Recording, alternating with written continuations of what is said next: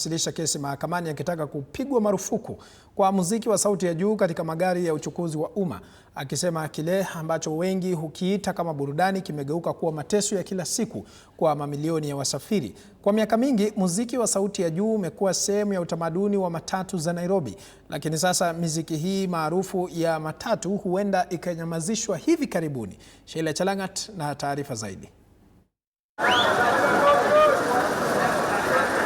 Kwa mamilioni ya wakazi wa Nairobi, matatu si tu namna ya usafiri, ni sehemu ya maisha ya kila siku. Lakini nyuma ya rangi, taa na michoro, kuna wasiwasi unaozidi kuenea kote jijini. Idadi kubwa ya matatu zinazofanya kazi Nairobi sasa zimewekwa mfumo ya nguvu ya sauti zinazochezwa kwa sauti ya juu kuanzia asubuhi hadi usiku. Kwa wasafiri wengi, safari hizi za kila siku zimegeuka kuwa mateso ya kila siku. Ni hali hii iliyomsukuma mkazi mmoja wa Nairobi kuwasilisha ombi katika mahakama kuu akitaka kupigwa marufuku kabisa kwa muziki wa sauti ya juu katika magari ya uchukuzi wa umma.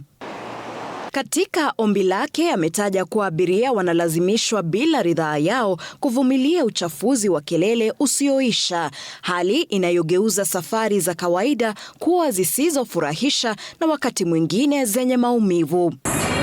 Aidha, ameongeza kuwa waendeshaji wa matatu hawatoi onyo kwa abiria kuhusu muziki wa sauti ya juu kabla ya kuabiri gari, hali inayowaweka abiria wasiotarajia katika mazingira hayo mara tu safari inapoanza. Miongoni mwa maagizo yanayoombwa sasa ni mahakama kupiga marufuku muziki wa sauti ya juu katika magari ya uchukuzi wa umma na kuyataja kuwa ni kinyume cha katiba na kutoa marufuku kamili ya matumizi yake katika matatu zote za umma.